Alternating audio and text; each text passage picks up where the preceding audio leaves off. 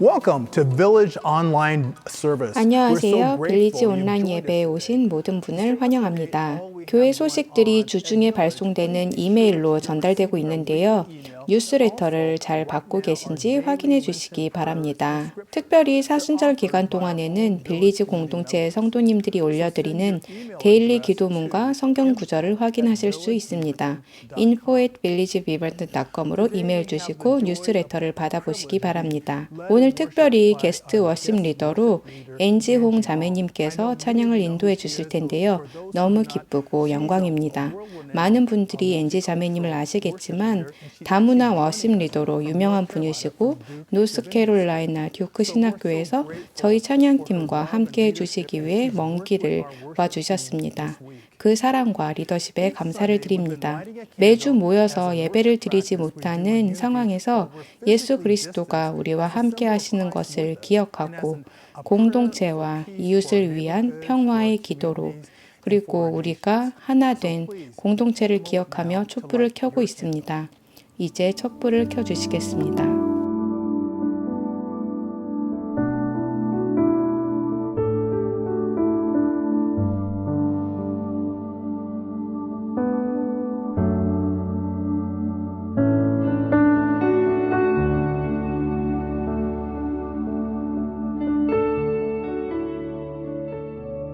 Good morning, Village Church. It is an honor to be worshiping with you this morning. Let's sing together. You are the Word in the beginning, one with God, the Lord Most High. Your hidden glory in creation, now revealed in you are Christ. What a beautiful name it is. What a beautiful name it is.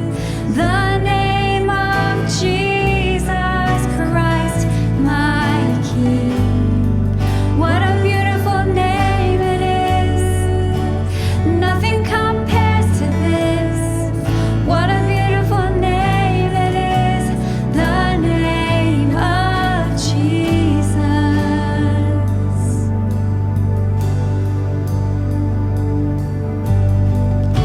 You didn't want heaven without us. So Jesus, you brought heaven down. My sin was great, your love was greater. So what could separate us now? What a wonderful name it is. What a wonderful name it is. The name of Jesus Christ, my King. What a wonderful name it is. Nothing compares to this. What a wonderful name it is. The name of Jesus. What a wonderful name it is. The name of Jesus.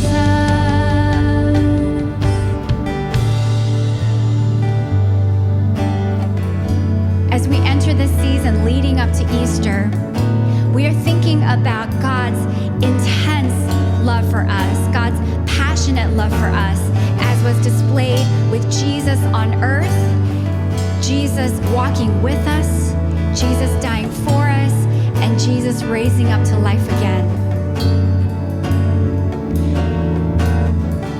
Your name is beautiful. Your name is wonderful. Your name is powerful. So death could not hold you. The veil tore before you. You silenced the boast of sin and grave.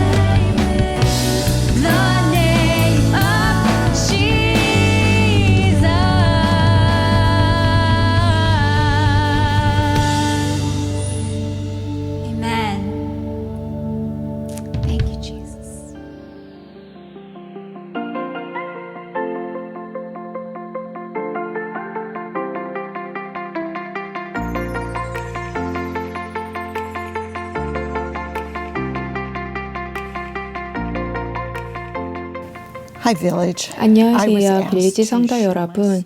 제가 이전에 교회에서 받았던 넘치는 사랑의 경험을 나누려고 합니다. 몇 년 전에 저는 네브래스카 주의 오마하에서 남편과 함께 살며 그곳 교회에서 열심히 신앙생활을 했습니다. 성도분들을 많이 사랑했고 성경적인 가르침과 풍성한 교제들을 무척 좋아했습니다. 그런데 어느 해 부활절이 지난 금요일이었던 4월 10일, 저는 늦은 오후 결혼식에 참석했었고 저희 남편은 함께 가지 않았습니다.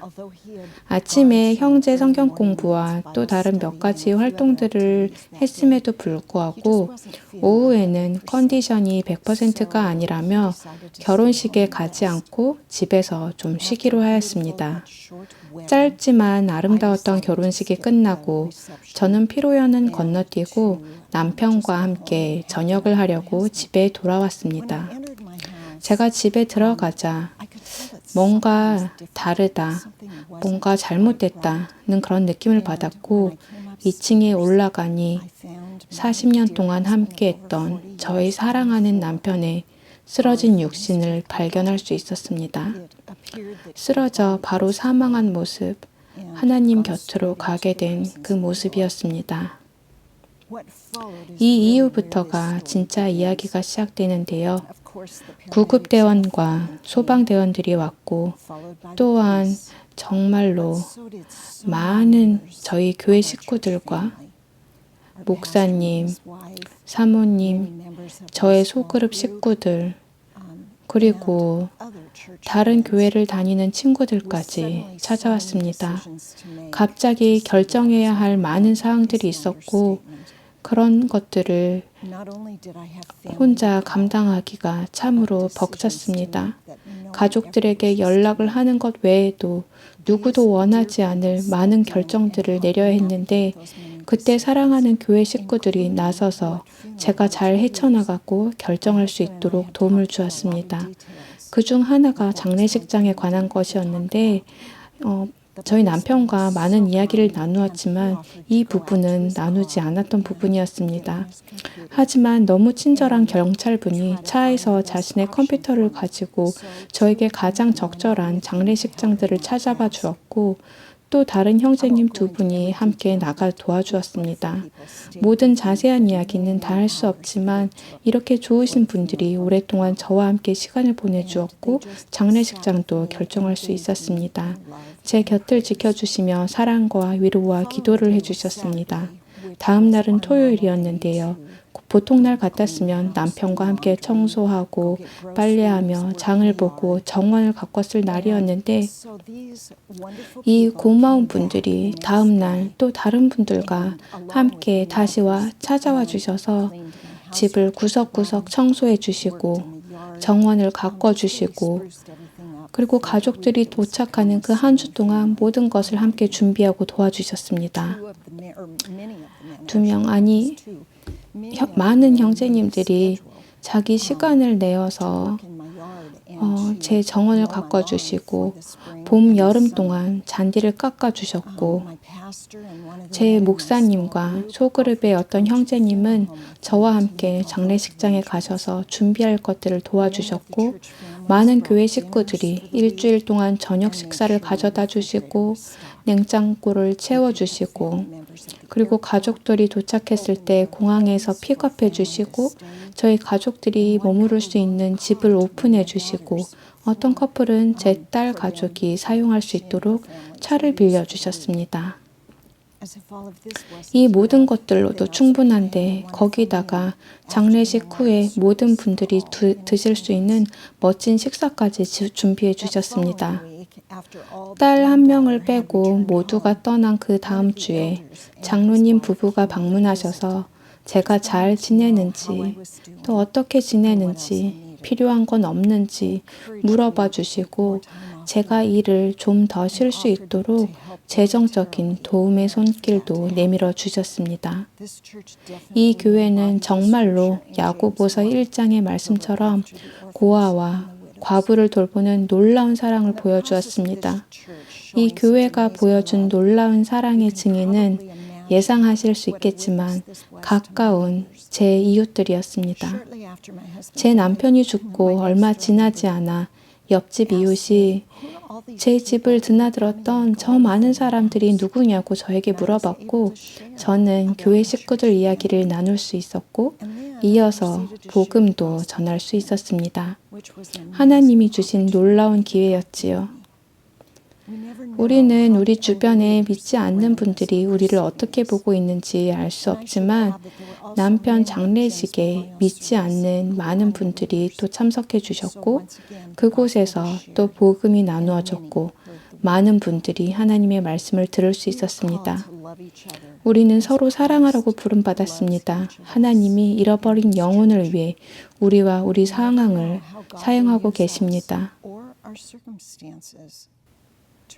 그 사랑과 은혜가 넘치는 하나님을 섬기고 있다는 것이 너무 감사합니다.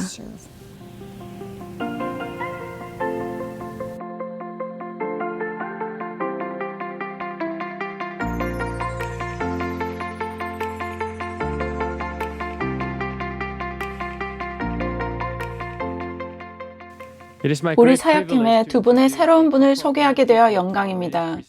오늘날의 교회와 사역의 메커니즘에 대해 생각할 때 저에게는 늘 오래된 질문이 하나 있었습니다. 에베소서 4장에 분명히 하나님께서 하나님의 사람들 한 명 한 명의 그리스도인들을 그의 사역으로 부르신다고 하셨습니다. 그리고 저는 성경의 말씀이 아주 분명하다고 믿습니다. 모든 믿는 자들이 세상과 가정과 교회에서 하나님 나라를 위한 사역에 헌신하는 그런 교회를 주님은 꿈꾸십니다. 그렇기에 직원분들과 교회 이사회분들과 이 부분에 대해서 논의하고 기도해 오고 있었습니다. 만약 누군가 우리 교회에 얼마나 많은 직원들이 있나요? 라고 질문을 한다면 저는 그 답을 찾기가 어렵기를 바라는 바입니다. 왜냐하면 그 질문에 직원이라고 하는 정의가 유급 직원을 말하는지 무급 직원이나 리더들을 말하는 것인지 말입니다. 다른 말로 하자면 우리가 교회 리더십과 사역 메커니즘에 너무나 제도화된 패러다임에서 어떻게 벗어날 수 있을 것인가. 우리는 유급 직원과 무급 직원이 목회적 책임자로서의 역할을 하는 그런 교회를 꿈꿀 수 있는가 하는 것입니다. 왜냐하면 우리가 알다시피 이 일들은 생계 수단으로서의 일이 아니라 하나님과 하나님 나라를 위한 소명이기 때문입니다. 그렇기에 몇 달 전 우리는 우리 교회의 공식 목회자 및 책임자에게 적용되는 동일한 기대와 자격, 헌신, 책임감을 부여하는 사역 관련 역할을 만들었습니다. 하지만 그 역할은 무급이지만 소명의 역할입니다. 우리는 이 부분에 대해 기도했고 주님의 이끄심을 구하였습니다.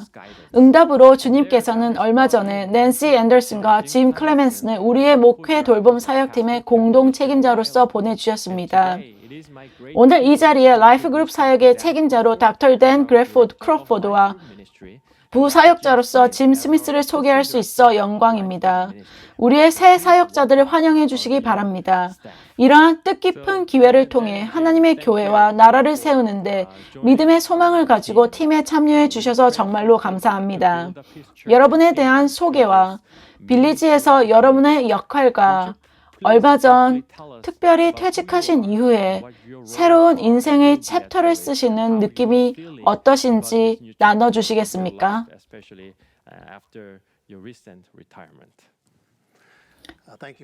감사합니다, 목사님. 저는 댄 크로포드이고 제 아내는 캐시입니다.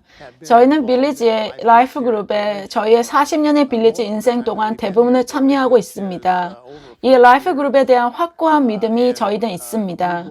왜냐하면 라이프 그룹은 빌리지에서 우리가 서로 연결될 수 있는 방법이기 때문입니다. 저는 빌리지의 이 다음 단계로 우리가 어디로 나아가게 될지를 바라보며 매우 기대가 됩니다. 집과 다른 분들로 이루어진 강력한 라이프 그룹 사역팀과 함께 앞으로 나아가는 것에 매우 흥분이 되며 앞으로의 미래에 이 라이프 그룹 사역이 성장해 나가는 방향을 보게 되어 매우 고민됩니다. 제 이름은 짐 스미스이고 제 아내는 앤지입니다. 저희는 밀리지와 함께한 지 10년 정도가 되어가며 댄과 비슷하게 저도 2020년 12월에 제 병원에서 퇴임하였습니다. 하나님께서 다음 여정을 보여주시기를 기대하고 있을 때 최 목사님께서 연락이 오셨고 라이프 그룹 사역의 공동 책임자로서의 필요에 대해 알려주셨습니다. 빌리지에 있어 라이프 그룹이 빌리지 교회의 생명으로서 얼마나 중요한지를 알기에 매우 환영받을 일이라고 생각하였습니다. 최 목사님이 이전에 말씀하셨듯이 빌리지에서 주님이 하시는 새로운 일들을 펼쳐가시며 이것이 그 일부분이라 생각합니다. 이 새로운 방법으로 우리의 믿음을 실행할 수 있는 기회들이 있음에 매우 흥분이 됩니다. 소망과 사랑과 사명이 다 포함되어 있습니다. 우리가 이 작은 그룹들로 이것들을 이루어갈 때 서로를 알고 사랑하며 또한 하나님을 배우고 사랑할 수 있는 기회가 됩니다. 그래서 저는 라이프 그룹 사역의 책임자로서 교회를 위해 일할 수 있음에 너무나 기쁩니다.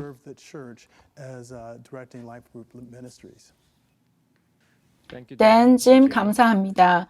그러면 왜 라이프 그룹인지, 왜 우리가 이 사역을 하는지, 왜 모두가 라이프 그룹에 들어가는 것을 고려해야만 하는지, 누가 라이프 그룹에 들어야 하는지 알려주시겠습니까?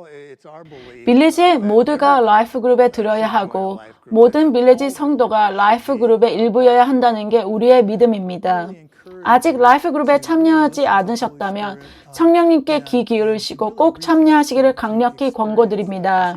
여러분이 참여하신다면 하나님께서 여러분의 삶에서 행하시는 새로운 일들을 발견하시게 될 것입니다. 또한 교회에서 행하시는 새로운 일들도 말입니다. 우리가 라이프 그룹을 만들어내므로 다가올 새로운 것들을 마주하고 있다고 믿습니다. 빌리지 교회가 앞으로 나아가는 데 있어 위대한 기회가 될 것입니다. 우리가 이 라이프 그룹에 참여하기 위한 절차는 어떠한 것들을 알아야 하는지 알려주시겠습니까? 라이프 그룹 웹사이트를 개편하기를 지금보다 훨씬 간편해질 것입니다. 신경치료 받는 것보다 훨씬 쉬울 거란 건 장담드리지요. 앞으로 사용하시기 쉽게 만들 것입니다. 그동안 여러분이 라이프 그룹에 관심이 있으시다면 댄이나 저에게 연락 주시면 됩니다. 여러분의 스케줄을 함께 논의하고 여러분의 스케줄, 관심사와 맞는 그룹을 찾아 연결시켜 드릴 것입니다. 감사합니다. 마지막으로 라이프 그룹 리더는 어떤 분들인지 알려주시겠습니까? 그분들을 어떻게 설명할 수 있을까요? 그리고 라이프 그룹 리더가 되시려면 어떠해야 하는지요? 빌리지 리더십 팀의 일부분으로서의 라이프 그룹 리더들을 찾고 있습니다. 하지만 리더들은 또한 우선 예수님을 따르는 자들이어야 합니다. 자신의 라이프 그룹의 리더여야 하며 양육자여야 합니다. 이것은 모임에 속한 성도들을 양육하는 문제입니다. 토론을 이끌기도, 설교에 대한 토론을 이끌어내기도 하며 성경 공부를 이끌기도 합니다. 즉, 이 네 가지 기본 항목이 있습니다. 리더, 따르는 자, 양육자, 조력자. 이 네 가지 항목을 가진 라이프 그룹 리더들을 찾고 있습니다. 만약 여러분이 리더에 관심이 있으시다면 여러분을 훈련시켜 드릴 수도 있습니다. 짐이 말했듯이 여러분이 소그룹에 참여하기를 원하시거나 리더에 관심이 있으시다면 꼭 저희에게 연락 주시기 바랍니다.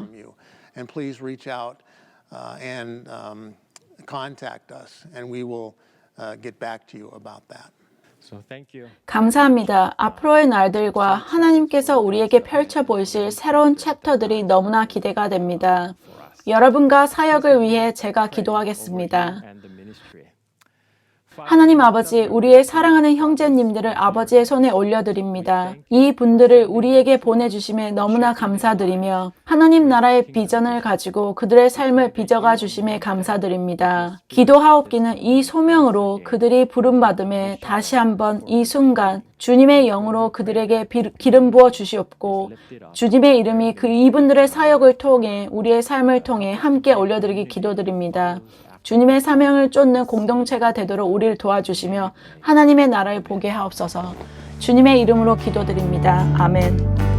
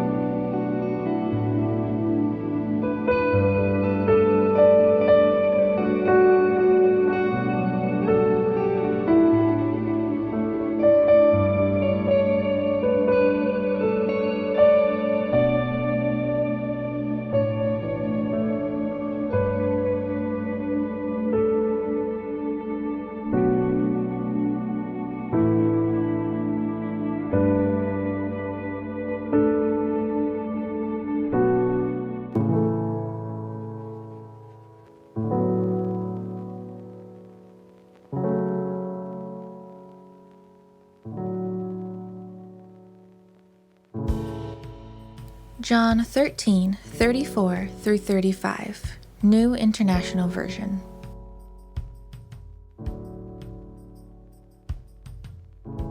A new command I give you.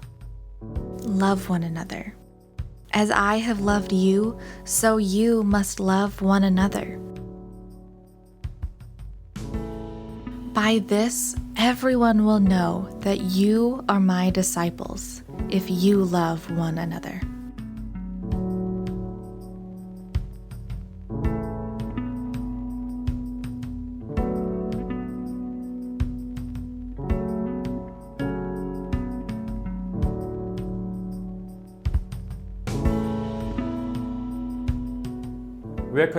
리빌리지라는 새로운 말씀 시리즈로 말씀을 성찰하고 있습니다. Regarding Village, Relaunching Village, Reshaping Village 말이죠.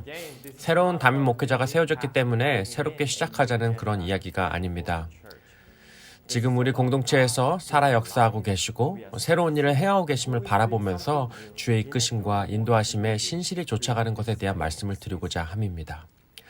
2주일 전에는 디모데라는 젊은 목사에게 보내어진 바울의 편지를 살펴보면서 성서적 기대와 같이 입각한 목회자란 어떤 사람일까에 대해서 상고해 보았죠. 지난 주일에는 그 말씀에 이어서 그럼 교회란 무엇인가에 대해서 상고했습니다. 마태복음의 증언에 입각해서 예수님께서는 교회에 대해 무엇라고 말씀하셨는지를 살피면서 그리스도의 교회는 이 땅에 남겨진 하나님 나라의 현존임을 살펴보았죠. 하나님 나라의 선취 혹은 하나님 나라의 모형 말입니다. 하늘과 땅이 맞닿아 있는 그런 현장, 하늘을 여는 열쇠가 주어진 그런 공동체가 교회이고 그 열쇠를 가지고 하늘의 문을 열 수도 있고 혹은 그 문을 닫아버릴 수 있는 유일한 장애물이 될 수도 있다는 것이 바로 교회입니다. 그리고 마태는 그것에 이어서 천국문을 여는 교회, 하나님 나라를 이 땅 가운데서 드러내는 공동체란 자기를 부인하고 자기 십자가를 지고 주를 따르는 성도들에 의해서 좌우된다는 점을 우리에게 전달해 주었습니다. 그리고 오늘과 이어지는 앞으로 2주간은 과연 이곳 비벌튼에 위치한 우리 빌리지라는 한 공동체가 우리는 어떻게 하나님 나라의 현존을 향해 빚어질 수 있을지에 대한 조금 더 구체적이고 자세한 이야기들을 이어나가고자 합니다. 우리는 누구인가? 라는 것이죠. 그러니까 우리의 공동, 그리고 공동체적 아이덴티티와 소명은 무엇인지 말입니다. 우리는 이곳 비벌튼 오레곤에서 또 세상 가운데 어떻게 하나님 나라를 드러낼 수가 있을까요? 이 땅의 모든 교회들이 하나님 나라의 현존으로 부르심을 받았다면 특별히 우리 빌리지에게 허락된 독특한 소명, 구체적인 소명은 무엇일지 말입니다. 공동체로서 예수님의 부르심을 분별함은 매우 중요한 일입니다. 그것을 통해 공동체의 현재의 방향과 미래의 발걸음을 맞춰가기 때문이죠. 그리고 리더에게 감당해야 할 역할은 그러한 소명과 비전을 분별하는 것이라고 생각합니다. 새로 만들어서 제시하는 것이 아니고요. 아무것도 없는데 무언가를 만들어내는 것이 아니고요. 예수님으로부터 분별하고 공동체로부터 분별하고 공동체의 역사를 통해 분별하는 것 말입니다. 그리고 지난 몇 달간 해온 일은 예수님께서 우리 빌리지를 앞으로 어떻게 이끄시기를 원하시는지에 대한 분별과 확인 과정을 거쳐왔습니다. 그러한 과정 중에 3가지의 요소들을 골고루 살펴보는 것이 매우 중요하겠다라고 여겨졌는데요. 첫째는 교회의 소명에 대해서 성경은 뭐라고 말을 하고 있는가이죠. 성서적 성찰 말입니다. 둘째는, 2번째 요소는 세상이 어떻게 변해가고 있고 복음의 관점에서 볼 때 세상이 가장 필요로 하는 것은 무엇인가? 라는 질문입니다. 다시 말해 주변 환경과 필요를 살펴봄이 필요하겠다는 것이죠. 그리고 셋째는 우리 공동체에게 주신 공동의 열정이나 관심사가 무엇인지를 살펴보는 것입니다. 우리가 가진 독특한 그런 기회들은 무엇인지, 우리의 역사를 살펴볼 때 우리의 소명에 관해서 우리의 역사와 경험들은 무엇을 말해주는지 말입니다. 다시 말해 공동체의 열정 말입니다. 성서적인 성찰, 세상의 필요에 대한 연구, 그리고 공동체의 열정. 저는 프레드리 부크너가 소명에 대해서 정의한 것을 좋아하는데요. 이렇게 소명을 표현합니다. 소명이란 세상의 가장 큰 필요와 우리의 인생의 가장 큰 기쁨이 교차하는 곳이다 라고 말입니다. 다시 말하면 소명이란 세상의 가장 큰 필요와 우리 인생의 가장 큰 기쁨이 교차하는 장소이다 라고 말입니다. 그리고 이 교차점을 성서적인 렌즈와 가치로 접근해 볼 때 우리는 그리스도인으로서의 우리의 소명이 무엇인지를 분별하게 될 것이라고 생각합니다. 그래서 지난 몇 달간 이 세 가지의 요소들에 대해서 리서치를 하고 논의를 해왔는데요. 기도 가운데 이 내용들을 통합하는 과정들을 거치면서 이 세 가지 요소들이 만나게 되는, 겹치게 되는 그 접선지가 어디인지를 헤아려 보았습니다. 그것을 통해서 예수님께서 우리를 인도하시는 방향, 또 올해는 물론 앞으로 몇 년간 집중하게 될 그 초점이 무엇인지를 분별하였습니다. 이 과정을 통해서 세 가지의 영역들에 집중하여 교회 공동체가 초점을 맞추어 나아가는 것으로 그 부르심을 분별하였는데요. 그리고는 그 내용들을 목회자 팀들과 또 장로회와 더불어서 나누었고 그것을 통해 지금 우리가 누구인지 또 앞으로 어떻게 나아가야 할지에 대해서 정돈해왔습니다. 그리고 이것은 결코 갑작스럽거나 새로운 것이 아니고요. 지금 우리의 필요와 그리고 여태껏 우리가 걸어온 길에 대한 성찰이고 또 확인이고 우리의 이미 있는 정체성과 또 소명에 대한 정돈이기도 합니다. 우리 안에 이미 있는 열정에 관한 것이고요. 우리 주변과 세상의 필요 또 성경의 부르심에 관한 것입니다. 이것들을 함께 나눌 때 함께 기뻐하는 마음이 저희 안에 있었고 세부 사항을 함께 정돈했습니다. 그리고는 이제 더욱더 겸손한 확신 가운데 예수님께서 우리를 이렇게 인도하시기를 원하신다고 우리 공동체와 이렇게 나누게 됩니다. 앞으로 3주간 그 세 가지 차역 초점에 대해서 하나씩 나누어 보려고 합니다. 빌리지 공동체의 새로운 챕터 가운데 초점을 맞추게 된 세 가지 중에 첫 번째입니다. 우리는 예수님께서 우리를 그리스도 안에서의 공동체로 부르고 계시다고 믿습니다. 그리스도 안의 공동체, 다시 말해 진실한 관계의 공동체로 말이죠. 하나님과 더불어서 진실한 관계이고요. 그리고 그에 입각하여서 서로와의 진실된 관계 말입니다. 그것이 우리에게 필요한 것이고요. 우리가 원하는 것이고요. 하나님이 원하시는 일이라고 믿습니다. 진실된 관계의 공동체 말입니다. 제가 너무 직설적인 것은 아닐지 싶기도 하지만요. 저는 가끔 교회가 마치 가면 무도회장 같다는 생각을 해본 적이 있습니다. 사람들이 교회로 오지요. 하지만 가면을 쓰고 나타납니다. 우리 자신에 대해서 너무 드러내거나 노출하고 싶어 하지 않습니다. 다른 사람들이 나의 아픔이나 깊은 고민들에 대해 아는 것을 매우 불편해합니다. 주일에는 가장 좋은 옷을 꺼내 입습니다. 그리고 서로에게 미소 짓는 것에 익숙하지요. 비록 주일 예배 기도 시간에 나의 깊은 고민들에 대해서 기도 가운데 하나님께 나아가기는 하지만 그 내용을 우리 형제 자매들에게 나누는 것은 옳지 않다고 느낍니다. 프라이베이트한 것이고 개인적인 일이라고 생각하죠. 아마도 우리는 다른 이들을 신뢰하지 않는가 봅니다.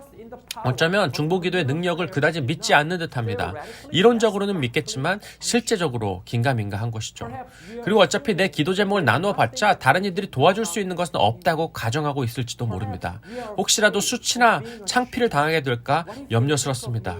인생에 실패했다는 말을 들을까 두렵습니다. 관계로 인해 힘들어하기도 합니다. 자녀들과의 관계로 힘들어하고 계시고요. 배우자와의 관계에서 또 직장 동료와의 관계에서 어쩌면 우리는 매우 지금 외로워하고 있는지도 모릅니다. 팬데믹으로 인해 경제적 어려움이 매우 매섭게 느껴지는지도 모릅니다만 그럼에도 불구하고 우리는 우리 스스로에게 그리고 이웃들에게 이렇게 말을 합니다. I'm okay. 괜찮아요. 가면 무도회 말이죠. 괜찮지도 않으면서 괜찮은 척, 우리의 최고의 모습만 드러내고 싶어하는 그리고 또 어두우면은 감추려고 하는 그런 마음 말입니다.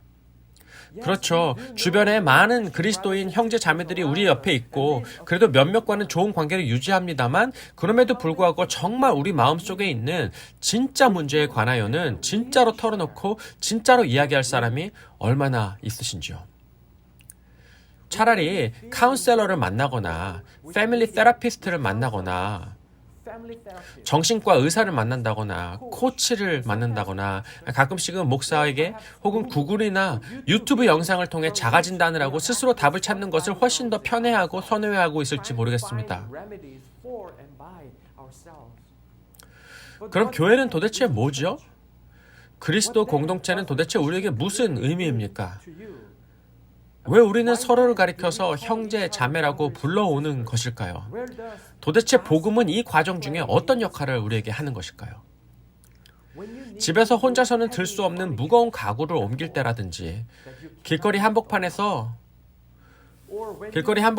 배터리가 방전되어서 자동차를 점프해야 하는 그런 상황이 다가올 때, 혹은 집안 너무 높은 곳에 있는 전구를 갈아야 되는데 키가 도저히 닿지 않을 때, 그럴 때 여러분은 누구를 생각하십니까? 누구에게 도움을 요청하시겠고 누구에게 말해야 마음이 편하십니까? 락스미스일까요? 트리플 A? 아니면 전혀 처음 보는 핸디맨이 차라리 나을까요? 다시 질문해 봅니다. 교회는 도대체 무언가? 그리스도인 공동체란 도대체 내게는 어떤 의미인가? 왜 우리는 서로를 형제 자매라고 부르고 있는 것일까? 복음은 도대체 이 모든 과정 중에서 나에게, 내 인생에 어떤 의미가 있는 것일까? 우린 서로에게 주일 친구, 주일에만 만나는 얼굴들인 것일까? 분명히 말할 수 있는 것은요, 이것은 결코 예수님께서 꿈꾸셨던 교회의 모습이 아니라는 겁니다. 예수님께서 꿈꾸신 교회는 진실된 관계의 공동체입니다. 그리스도 안의 관계, 그리스도를 통한 관계, 그리고 그리스도를 위한 그런 관계 말이죠. 진짜 우정 말입니다. 세상에서 말하는 그런 흔한 그런 우정 말고요. 예수님께서 스스로 보여주신 그리고 정의하신 그런 우정 말이죠. 친구를 위하여 자기 목숨을 줄 수 있다면 이보다 더 큰 사랑이 없다라고 주님 말씀하셨죠. 친구를 위해서 목숨을 내어준다고요? 너무 무겁고 부담스러운 말이 아닙니까? 과연 그런 의미라면 과연 내게 친구가 하나라도 있을지 싶기도 하죠. 하지만 예수님의 이런 말씀에 대해 조금 더 실제적인 의미와 적용에 대해 생각해 볼 필요가 있습니다. 네, 어떤 의미에서는 예수님은 문자 그대로 그 의미를 말씀하셨던 것이기도 합니다. 그분은 실제로 십자가에서 그분의 친구인 우리와 그 제자들과 사람들을 위해 자신의 목숨을 내어주셨죠. 하지만 실제적이고 일상적인 의미에서 우리는 다른 누군가를 위해 정말 목숨을 내어줘야 하는 상황에 놓일 확률이 실제 상황에서 매우 적습니다. 같이 배라도 타고 가다가 타이타닉처럼 배가 난파되게 되면 모를까. 그래서 구명조끼를 서로에게 건네야 되는 그런 상황이 생기면 모를까. 하지만 확률적으로 그것이 얼마나 생기겠습니까? 뭐 그럴 수도 있겠지만 말이죠. 그런 기회는 우리에게 사실 흔치 않을 것입니다. 하지만 더욱 일상적인 의미에서 이러한 자세와 태도는 우리의 일상생활 가운데서 얼마나 자주 필요하고 실제적인 것인지 모릅니다. 우리 자신의 자아를 내려놓아야 하고 내 이기적인 아젠다와 욕심을 내려놓고 다른 이들이 살게 하는 것, 말하게 하는 것 말이죠. 이런 성육신적 자세와 태도 말입니다. 배우자와의 관계에서도 그렇고요. 자녀와의 관계 속에서 또 직장 동료와의 관계 속에서 이런 성육신적 자세와 태도 정말 매일같이 필요로 하는 경험하는 것이 아닙니까? 성육신적 자세와 태도 말입니다. 우리 자신을 내려놓고 다른 이들이 살도록 하는 것. 그리스도 안에서 이런 우정을 함께 추구하는 것.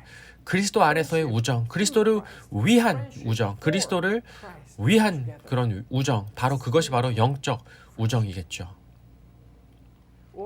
혹은 매주 주일 아침 채팅창에, 예배 채팅창에서 서로에게 인사하실 때 이렇게 표현하시는 분들도 계시죠.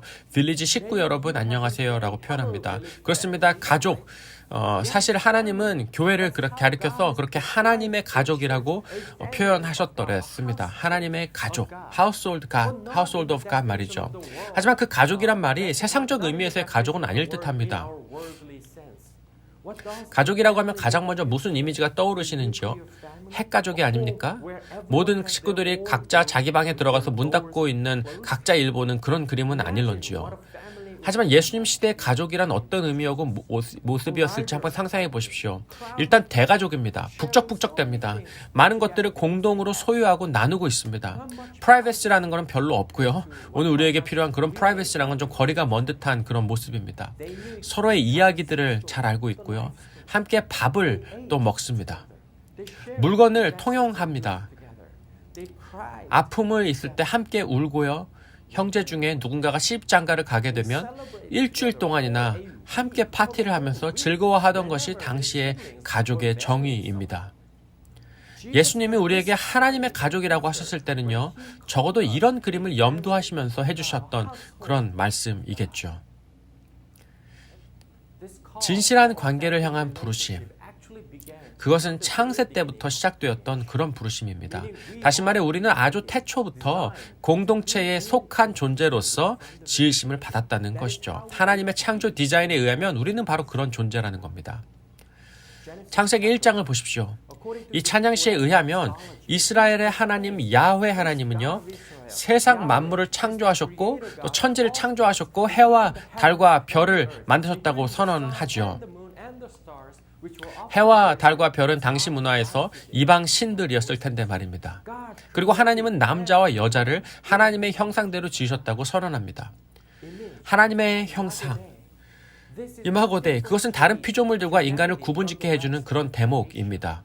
피조물들은 각기 그 종류대로 창조함을 받았지만 인간만큼은 각기 그 종류대로가 아니라 하나님의 형상대로 지으심을 받았다고 선언합니다. 인간 안에 있는 하나님의 형상 말이죠. 그렇다면 하나님의 형상이란 무엇일까요? 그 말은 성부 하나님께서 우리와 같은 육체적인 몸을 가지셨다는 그런 말일까요? 머리, 몸통, 팔, 다리 있으시든 말입니다. 글쎄요, 몰몬교들은 정말 그렇게 믿기도 합니다만 전통적으로 기독교인들은 그렇게 생각하지 않습니다.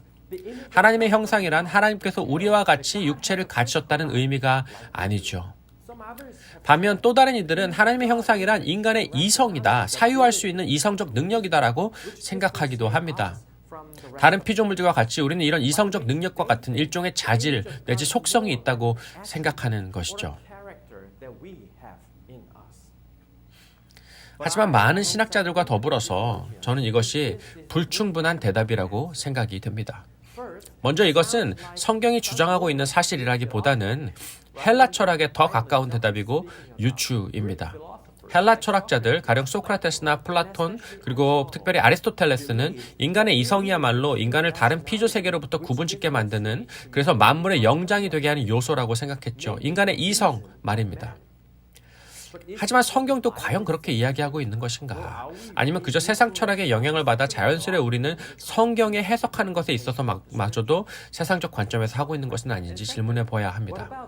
그리고 둘째로, 만약 지적 능력이 좀 부족한 사람들에 관해서는 뭐라고 말해야 하는 것일까요? 가령 어린아이라든지 알츠하이머나 치매가 있는 사람들, 과연 인간의 지성이, 다시 말해 IQ와 같은 인간의 지적 능력이 하나님의 형상을 나타내는 것이라면 학교 성적표가 몇 점인지에 따라서 이 사람은 더 하나님의 형상이고 저 사람은 조금 덜 하나님의 형상이고 라고 말해야 하는 것일까요? 그렇지 않겠죠.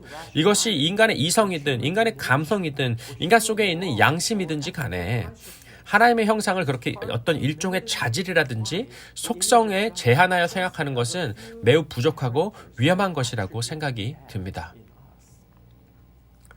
또 다른 이들은 하나님의 형상이란 인간에게 주어진 어떤 기능이라고 보기도 했는데요. 가령 세상을 다스리는 기능 말이죠. 또 다른 이들은 하나님의 형상이란 인간의 존엄성이라고 보기도 합니다. 그러니까 그러한 이해에 따른 적용은, 그러니까 우리는 다른 사람들을 존중해야 한다라는 결론으로 이어지기도 했었죠. 하나님의 형상이기 때문에. 분명 이러한 견해들의 일부 동의하고 의미가 있습니다. 하지만 그렇게 1차원적으로 신학함에 대해서는 조심해야 한다는 생각이 동시에 듭니다. 가령 이건 이거고 저건 저거고 하는 식의 1차원적 신학, 그런 말이죠. 가령 A는 B고 B는 C고 C는 D이므로 고로 A는 D이다 라고 말하는 지극히 수학적인 논리로 신학을 하는 것 말입니다. 깔끔하고 선명해서 좋고 또 우리 스스로 뭘 좀 안다고 생각도 되기에 승리주의적이기도 합니다만 기독교 신학은 보통 그것보다 더 복합적이어야 하는 것입니다. 왜냐하면 신학은 어떤 규율이나 시스템에 관한 것이 아니라 하나님의 인격에 관한 것이기 때문이죠. 때때론 단순하고 1차원적일 수도 있겠지만 어떤 때는 한없이 복합적이고 반복 순환적이고 알 수 없는 미지의 영역도 공존해야만 합니다. 우리의 공동 이성과 지혜를 발휘하여서 하나님을 알아가야 할 필요가 우리에겐 있지만 그와 동시에 의도적으로 하나님의 신비와 하나님의 하시는 일들에 대한 신비의 영역을 그 여지를 남겨두고 하나님께 나아가야 할 필요도 우리에게는 있습니다. 어쨌든 다시 하나님의 형상에 대한 이야기를 돌아와 본다면 역사 속에서 점점 특별히 지난 세기부터는 더욱 성서학자들과 신학자들은 인간 안에 있는 하나님의 형상이 우리에게 주어진 관계성이라는 대목에 집중하고 초점을 맞춰옵니다. 다시 말해서 하나님이 우리를 관계적 존재로 창조하셨다는 것이죠. 관계적 존재란 공동체로부터 떨어져서 살 수 없다는 것을 의미합니다. 관계적 존재란 샬롬의 공동체 안에 거할 때에야 비로소 안전함을 느끼고 편안하고 충족될 수 있는 존재라는 의미입니다. 하나님과의 관계, 서로와의 관계, 또 피조물과의 관계 속에서 말입니다.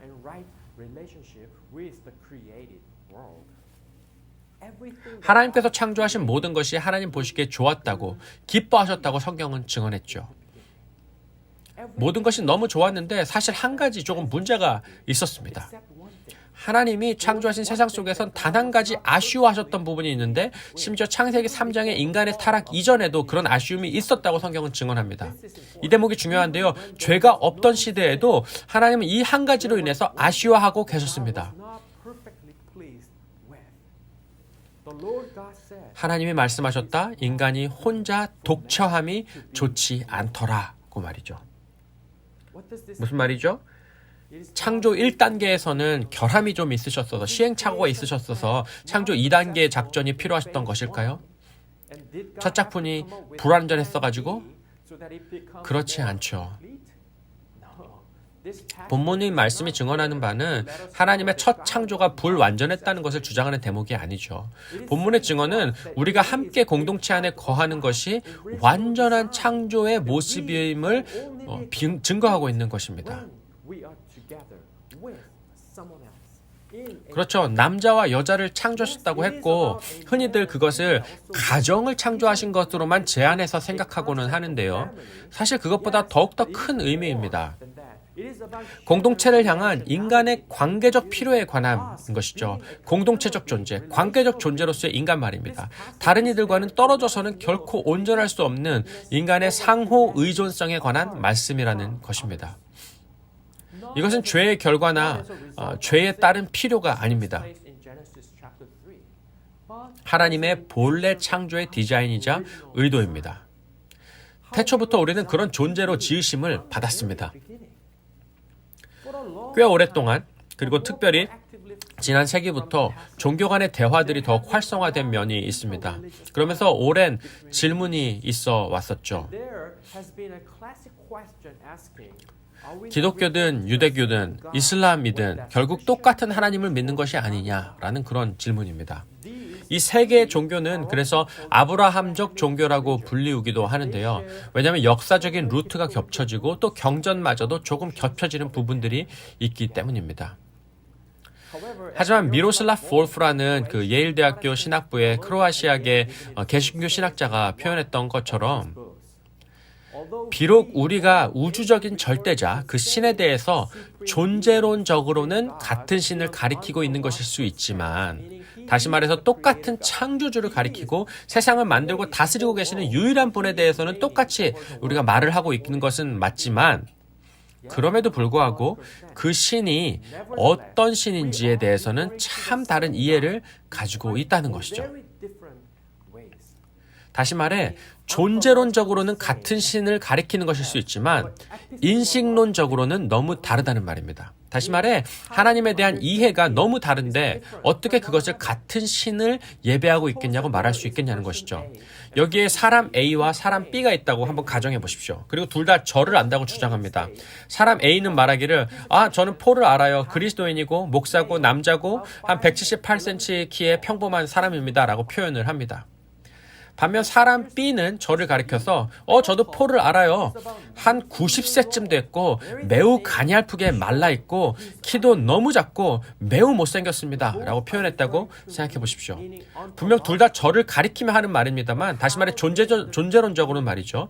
하지만 저에 대한 이해, 인신론적으로는 너무나 다르다는 겁니다. 특별히 사람 B가 마지막에 한 말에 대해서 얼마나 반대하시게 됩니까? 논쟁거리에 가까울 것일까요? 우리가 같은 하나님을 예배한다고 말할 수 있겠는가? 아니라는 것이죠. 그렇게 인신론적으로 다르다면 말이죠. 이해가 다르다면 말입니다. 그렇게 말하기는 매우 어렵다는 겁니다. 왜냐하면 하나님에 대한 이해가 너무 다르니까. 그렇다면 그 다름에 대한 가장 중요한 대목은 무엇인가? 그것은 바로 성경의 하나님은 삼위일체 하나님이시라는 대목입니다. 기독교의 하나님이 다른 종교의 유일신과 다른 이유, 삼위일체 하나님, 성부, 성자, 성령 삼위이시며 한 분이신 하나님, 세 분이신데 하나이시며 한 분이신데 세 분이시라는 그 성경의 증언, 삼위일체 교리는 하나님이 어떤 분이신지에 대한 기독교 신학의 핵심에 있다는 것이죠. 이것은 성경이 증언하고 있는 하나님에 대한 매우 독특한 증언입니다. 그렇기 때문에 기독교 신학과 기독교인의 신앙생활, 실천에 있어서 이 교리는 매우 근간이 되는 이해이기도 합니다. 삼위일체 교리를 이해하기 위한 다양한 시도들이 역사 속에서 있어 왔습니다. 그래서 가령 누군가는 말하기를 삼위일체는 마치 H2O와 같다라고 하기도 했었죠. 물 말입니다. H2O가 섭씨 0도에서 100도 사이에는 어떻게 존재하죠? 물이라는 액체로 존재하죠. 하지만 100도가 넘어가기 시작하면요, 이내 수증기로 변해서 기체가 되지 않습니까? 또 0도 이하로 내려가게 되면 이제는 얼음이 되어서 고체가 되기도 합니다. 이처럼 성부, 성자, 성령이 본래 한 분이신데 다양한 상황에 따라 다르게 나타나신다는 그런 이해의 시도입니다. 글쎄요, 좋은 시도이긴 하지만 정확히 말하면 이것은 이단입니다.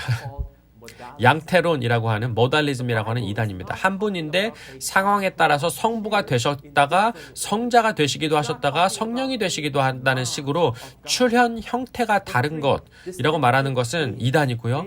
완전히 독립적인 새 위격이 동등하신 분이라는 것이 성경이 증언하는 삼위일체입니다. 또 다른 이단적 시도는 성자 종속설이라고 있는데요. 다시 말해 다 하나님이시지만 성부가 가장 높고 성자가 둘째이시고 성령이 서열 3위라는 것이죠. 그 본질과 존재에 있어서 말입니다. 다시 말해 성자와 성령은 성부께 종속되어 있다는 말이죠. 하지만 그것은 성경이 증언하는 바가 아닙니다. 세 분의 위치와 존재에 있어서 그 세 분은 모두 동등하십니다. 그래서 빌립보서 2장에 보면요, 예수께서 하나님과 동등됨을 취할 것으로 여기지 아니하시고 라고 했는데요. 다시 말해 세 분 하나님은 본래 동등하신 분이었다는 점을 말해주는 대목이죠. 하지만 구원의 역사에 있어서, 다시 말해서 구속사를 행해 가심에 있어서 그 세 분 하나님은 순종과 질서 가운데 동역하신다고 보는 것을 가리켜서 경륜적 삼위일체, Economic Trinity라고 신학에서는 부릅니다. 다시 말해 위치는 같으시지만 구속사에 있어서 역할이 다르시다는 것이죠. 세 분의 다른 위격이지만 한 본질이신 것. 이 대목이 하나님에 대해서 우리에게 알려주는 것은 무엇입니까? 하나님은 공동체이십니다. 하나님은 공동체이십니다. 완전한 공동체 말이죠. 그 스스로 공동체의 모델이십니다. 성부는 성자가 아닙니다. 성자는 성령이 아닙니다. 성령은 성부가 아닙니다. 하지만 그분은 하나이십니다. 그것이 하나님의 본질과 존재에 대해 성경이 증언하는 바입니다. 성부, 성자, 성령 사이의 완전한 일치와 깊은 친밀감, 그 우정 말이죠. 그 신적 본질 안에서 신적 은혜와 긍휼 안에서 말이죠. 삼위일체 하나님이시기 때문에 그분은 자족하십니다. 결코 외롭지 않으십니다. 하나님의 인간을 창조하신 것은 그분이 외로우셨기 때문에 친구가 필요했기 때문이 결코 아닙니다.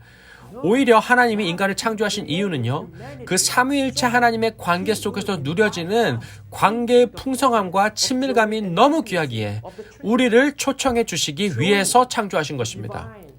성삼위 하나님 공동체 가운데로 초청받고 그 안으로 나아가는 것, 그것이 바로 구원입니다. 그것이 영원한 생명입니다. 그것이 바로 하나님의 나라입니다. 이것이 곧 예수님의 기도가 아니셨습니까?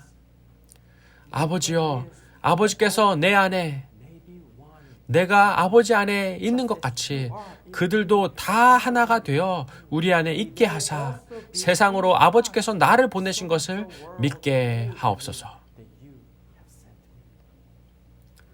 성부, 성자, 성령 그 삼위일체가 곧 하나님 나라입니다. 세 분이 하나가 되신 신적 공동체, 그리스도 예수 안에서 성도들이 코이노니아 하는 것, 성령의 임재가 우리를 힘있게 다스리시는 것 가운데 말이죠. 미국 상원의 채플린이었던 리처드 하버슨 목사님의 표현인데요. 기독교의 본질에 대해 설명하며 이렇게 표현했더랬습니다. 본래 교회는 살아계신 그리스도를 중심으로 한 형제와 자매들의 관계에 관한 것이었습니다. 하지만 헬라인에게로 그 기독교가 옮겨오면서 그것은 철학이 되어버렸습니다. 좋은 철학, 좋은 아이디어 말이죠. 그리고 로마로 옮겨오면서 그것은 기관이 되어버렸고, 유럽으로 옮겨오면서 그것은 문화가 되어버렸습니다. 그리고 미국으로 기독교가 넘어오면서 그것은 기업이 되어버렸습니다. 지난 주일 우리는 오늘날의 교회들이 어떻게 쇼핑몰과 유사해지고 있는지에 대해서 나누었습니다. 많은 교회들이 쇼핑몰과 같이 되었고 되어가기를 추구하고 있습니다. 마치 기업처럼 말이죠. 그것이 교회의 성공을 가리키는 잣대가 되어버립니다. 그래서 어느새부터 교회를 생각하면 자연스레 머리에 떠오르는 이미지들이 대형교회 이미지, 수많은 대중들이 함께 모여 있는 그런 그림, 아름다운 찬양 밴드의 소리에 맞추어서 손을 들고 찬양하는 장면, 기도 가운데 푹 빠져서 자아도 취하고 있는 어떤 그런 장면, 또 강해 설교를 외치는 설교자의 모습을 떠올리고는 하죠. 이것이 교회라고 할 때 사실 우리 머릿속에 번뜩 떠오르는 이미지들이 아닙니까? 하지만 생각해 보십시오. 이러한 그림들은 과연 예수님께서 본래 의미하셨고 의도하셨고 생각하셨던 교회와는 얼마나 유사하고 얼마나 다를런지요. 이렇게 개인주의적인 사회와 문화 속에서 우리는 성경을 읽는 것조차도 개인적 관심과 개인적 적용에 초점을 맞추어 읽고는 합니다. 하지만 우리가 초대교회를 생각해 본다면, 그리고 초대교회 교인들이 어떻게 성경을 읽고 듣고 묵상했었는지를 상상해 본다면 아마도 성경의 많은 대목들은 우리에게 정말 새로운 각도와 모습, 메시지로 다가오게 될 것입니다. 다시 말해 성경이 본래 쓰여졌던 그 환경과 모습 속으로 들어가 우리가 독자가 되어 청중이 되어 들어본다면 말이죠. 리처드 하버슨 목사님의 말씀처럼 교회는 본래 그리스도를 중심으로 하는 형제와 자매들의 모임, 관계에 관한 것이었습니다. 예수 그리스도를 따르는 사람들의 소그룹 말이죠. 교제를 위해 모였던 소그룹 말입니다. 아마도 그들에게는 성경책이란 것이 없었을 것입니다.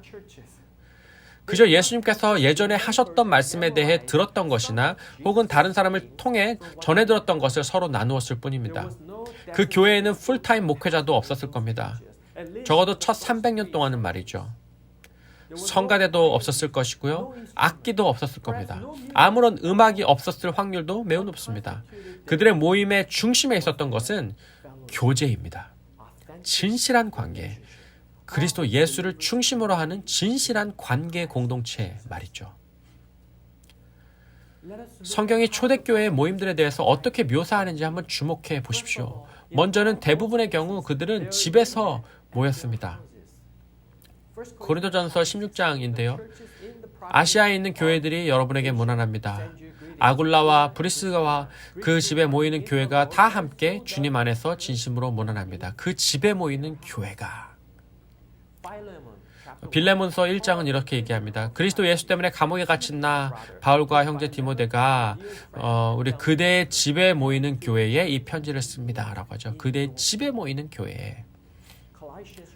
또 골로새서 4장에 보면요. 라우디게아에 있는 형제자매들과 눈바와 그 부인의 집에서 모이는 교회에 문안해 주십시오. 집에서 모이는 교회. 초대교회, 신학교회들은 우리처럼 넓은 장소에 다 함께 모였던 것이 아니라 각자의 집에서 가정교회로 모였다는 것을 보게 됩니다. 물론 모일 수 있는 넓은 장소가 있었다면 가령 예루살렘 성전 뜰과 같이 그들이 거기에서도 모이긴 했었지만 그 모임 이후에도 다시 가정으로 들어가 또 추가 모임을 했었다고 성경은 기록하고 있죠. 한 5, 60년 전인 것 같은데요. 고고학자들이 초대교회 시절에 고린도 도시를 발굴하는 작업에 나섰던 적이 있습니다. 근데 그들이 발견한 사실 중에 하나는 그 시절 고린도에 있는 집에는 20, 30명 이상이 들어갈 수 있는 넓은 장소를 가진 집이 하나도 없었다는 점입니다. 단 한 채도 말이죠. 다시 말해 고린도 전서나 후서의 메시지를 생각해 볼 때 고린도 전후서는 한 장의 편지가 한 교회로 간 게 아니라 여러 작은 가정교회들 가운데 회람되는 회람서신이었다는 점. 그래서 20, 30명 정도에 모여있는 가정교회에서 일일이 읽혀졌었다는 점을 우리가 예상하게 되게 되죠. 그런 교회들과 환경 속에서 바울 서신은 물론이고 복음서들도 읽혀졌고 묵상되었고 적용되었다는 점입니다. 최소한 첫 300년 동안은 말입니다. 만약에 초대교회 환경과 가정교회에 대해서 더 자세히 알고 싶으시다면 화면의 책들을 참조하셔도 좋을 것 같습니다. 왼쪽의 책들은 쉽고 간략하게 된 책들이고요. 오른쪽으로 갈수록 학술적이고 단단한 내용의 책들입니다. 모두가 깊이 있고 신선한 통찰을 제공해주는 그런 책들입니다. 하지만 오해하지 마십시오. 제 포인트는요. 초대교회가 가정에서 모였으니까 우리 역시도 가정에서 모여야 한다는 것에 방점이 있지 않습니다.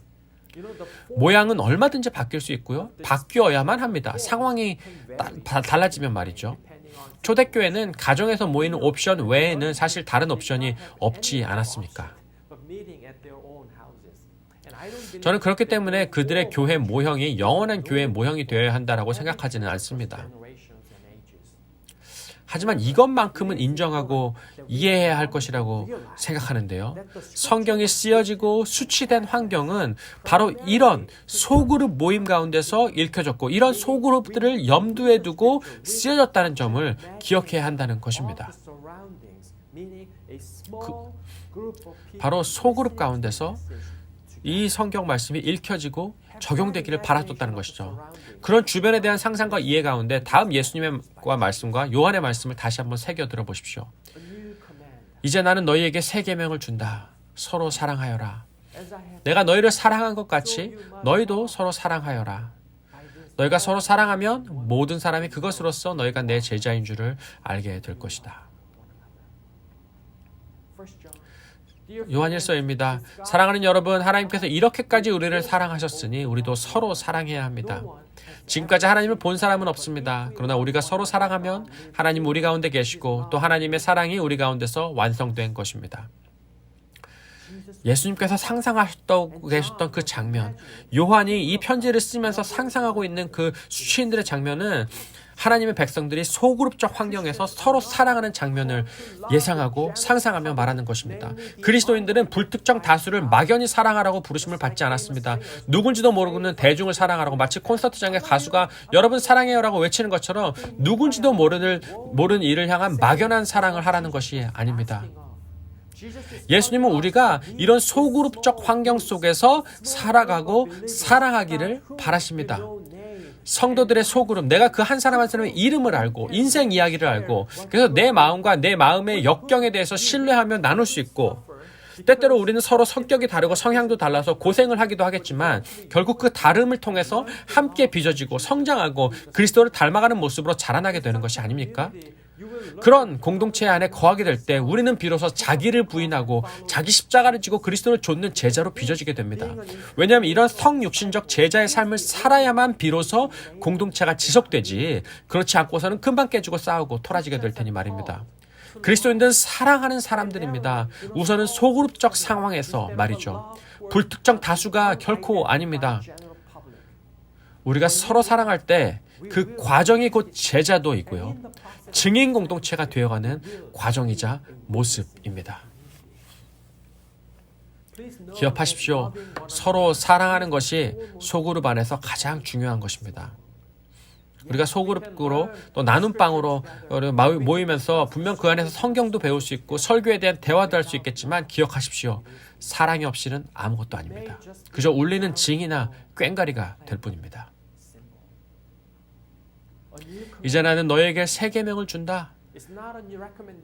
이거 추천 사항이 아닙니다. 조언이 아닙니다. 새 계명을 준다라고 하셨습니다. 서로 사랑하여라. 내가 너희를 사랑한 것 같이 너희도 서로 사랑하여라. 너희가 서로 사랑하면 모든 사람이 그것으로서 너희가 내 제자인 줄 알게 될 것이다. 제 기도 제목은요. 빌리지가 소그룹이 몇 개 있는 그런 공동체가 아니라 소그룹들로 구성된 교회가 되는 것입니다. 저는 여러분 모두가 나눔방이나 미드그룹과 같은 작은 공동체에 속하시기를 간절히 기도합니다. 성도의 교제 가운데 거하시기를.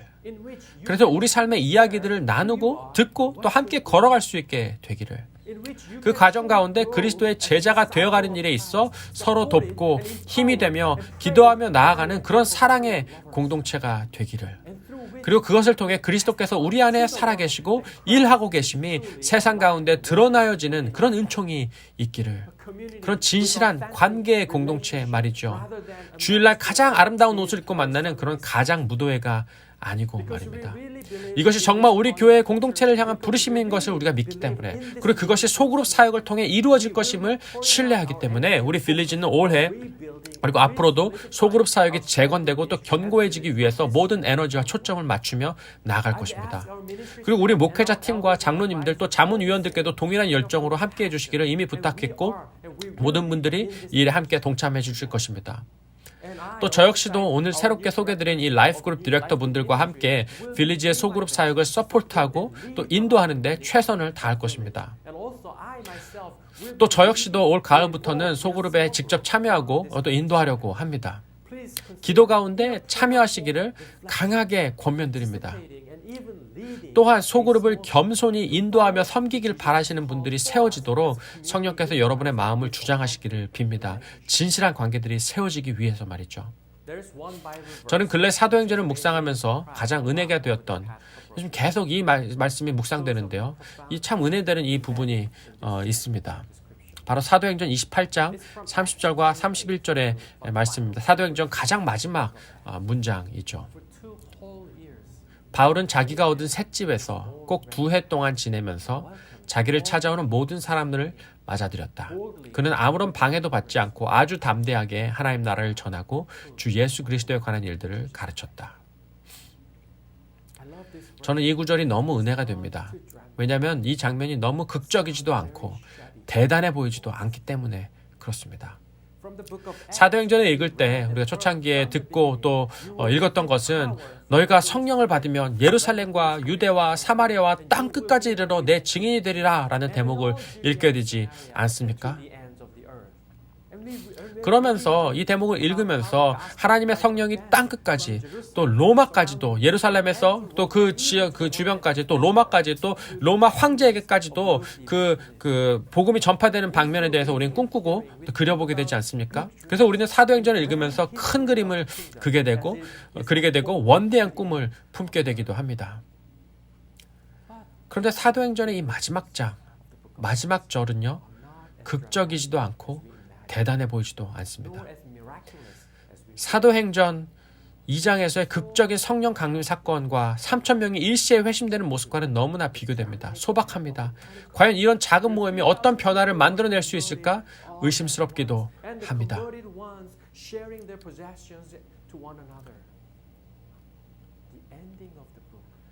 그 책의 마지막은 너무나 소박하다는 것이죠.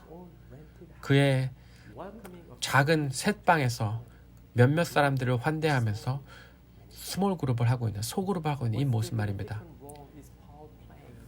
바울은 도대체 어떤 일을 하고 있는 것일까요? 왜 바울은 이렇게 시간을 보냈었던 것일까요? 왜 바울은 하나님 나라를 위해서 더 위대하고 더 영향력 있는 사역을 할 수는 없었던 것일까요? 하지만 이것이 하나님 나라 운동의 본질적인 모습입니다. 이것이 바로 하나님 나라가 이 땅 가운데서 드러나는 가장 기본적이고 가장 근본적인 방법이기 때문입니다. One person at a time. 한 사람씩 말이죠. 한 영혼에 집중하는 것 말입니다.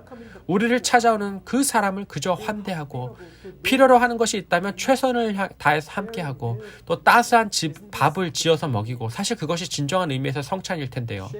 인생을 함께 살아가고 하나님 나라의 복음 안에서 함께 자라나는 것, 소그룹적인 상황에서 함께 사랑하는 것 말이죠. 바로 그 현장이 하나님 나라가 임하는 현장입니다. 하나님 나라 운동의 동심력입니다. 성령의 음성이 분별되어지는 현장입니다. 하나님 나라가 이 땅 가운데 드러나는 현장입니다. 이것이 바로 그리스도의 길입니다. 한 사람에게 우리를 온전히 드리는 그런 거룩한 낭비 말이죠. 제국적 방법이 아니고 십자가의 길이 바로 그런 것입니다. 바로 그곳에서 우리는 성삼위일체 하나님이 진정 누구이신지, 우리에게 바라셨던 것이 무엇인지를 경험하게 될 것입니다. 왜냐하면 이렇게 말씀하셨기 때문이죠. 두세 사람이 모인 곳에 나도 너희와 함께한다 라고 말입니다. 그분의 임재와 그 하나님 나라의 현존이 여러분과 함께 하시기를 빕니다.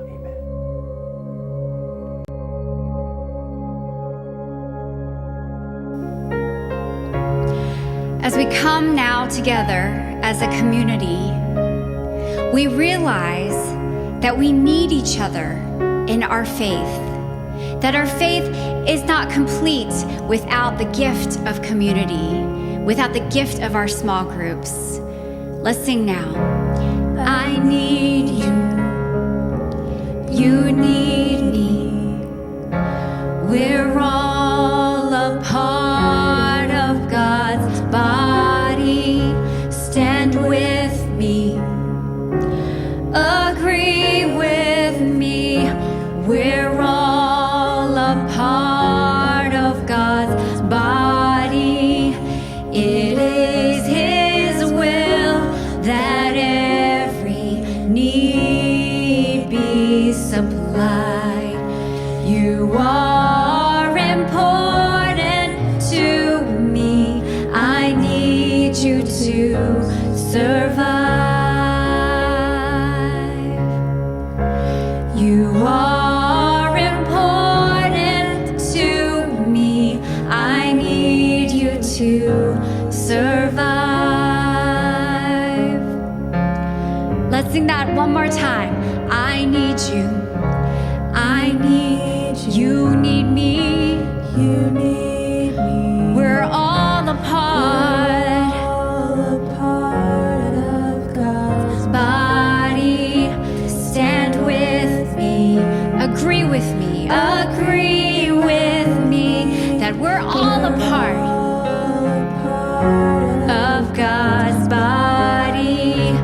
It is His will that every need be supplied. You are important to me. I need you to survive. You are important to me. Important to me.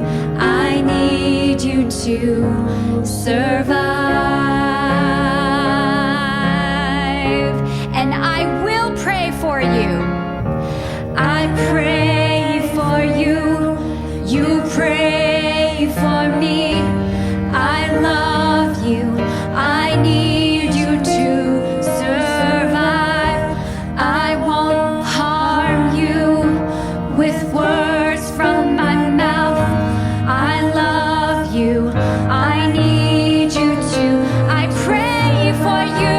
I pray. You pray for me. I pray for me. I love you. I need you to survive. I won't harm you with words.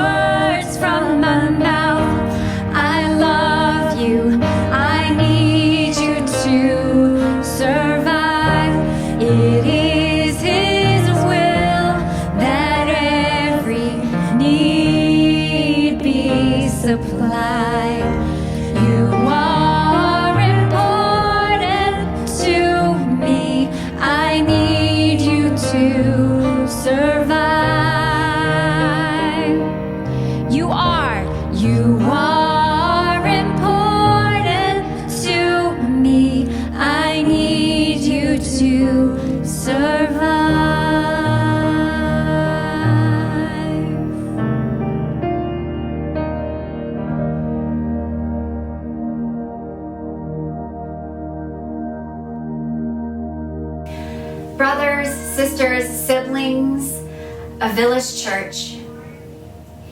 During the pandemic, we have really learned and understood the importance of community as we feel the absence of the community.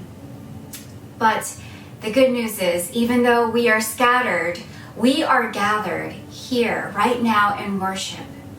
We are here to stand beside each other, to pray for one another, to encourage each other, to hold each other accountable, to study and to pray together, to sing together. And so now I invite all of you to join with us as we engage in 통성 기도. 통성 기도 literally means praying out loud. It is our individual voices praying out loud to God. And we join in a choir of voices lifting up prayers at the same time in one voice. At this time, I encourage you to do whatever you want to do to get ready to pray to God. You can get out a candle, you can kneel, you can stand up, you can sit down, you can open your eyes or close your eyes, whatever position you find yourselves in prayer this morning, a posture of prayer this morning. We will go to God in prayer. You will see different people of the community on your screen. And as you see these people, we invite you to pray and make your prayers heard as well. So let's go to God now in prayer.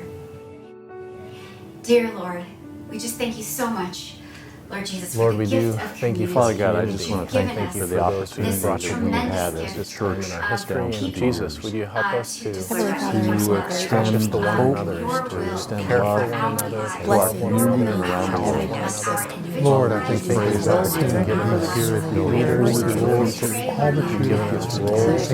우리 빌리지를 전진해 올려드리며 Heavenly Father, Father in heaven, holy Lord, I just pray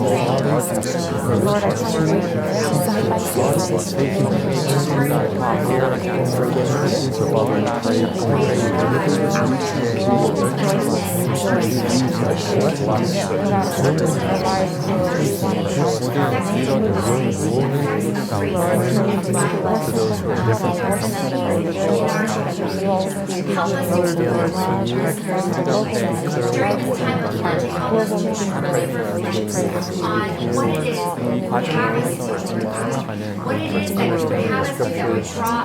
친구그룹을 통해서 또 다양한 사역과 미션과 또 미디에이션 사역을 통해서 정말 주님께서 우리의 부르신 소명을 아름답게 펼쳐나가는 주의 백성들 될 수 있도록 인도해 주십시오. 우리 모든 상황 가운데서 영광 받으실 주님의 이름을 높여드립니다. 예수님의 이름으로 hold on for one more day, that you give us the strength to be with each other as we are parenting children at home, as we are trying to stay socially distant, as we long to be with loved ones but cannot, Lord God.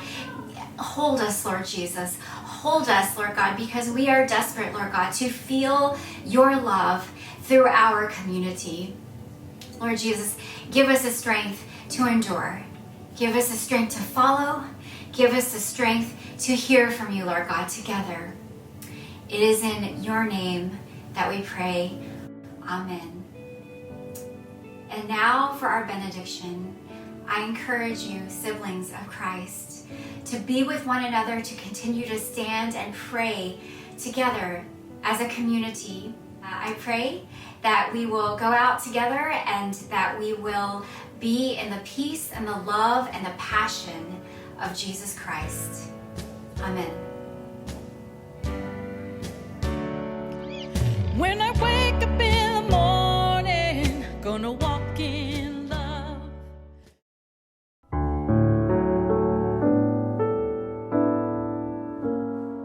오늘 주일 예배에 참여하신 형제 자매님들의 가정에 하나님의 크신 은혜와 축복이 넘치기를 기원합니다.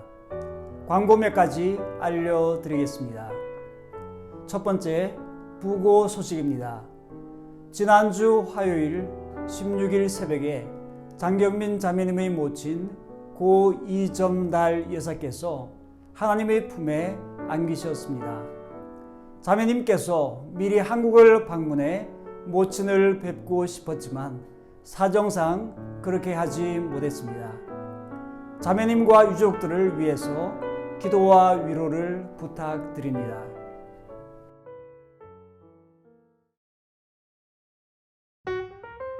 다음 주일 28일 저녁 7시에 부방장 모임이 줌으로 있습니다.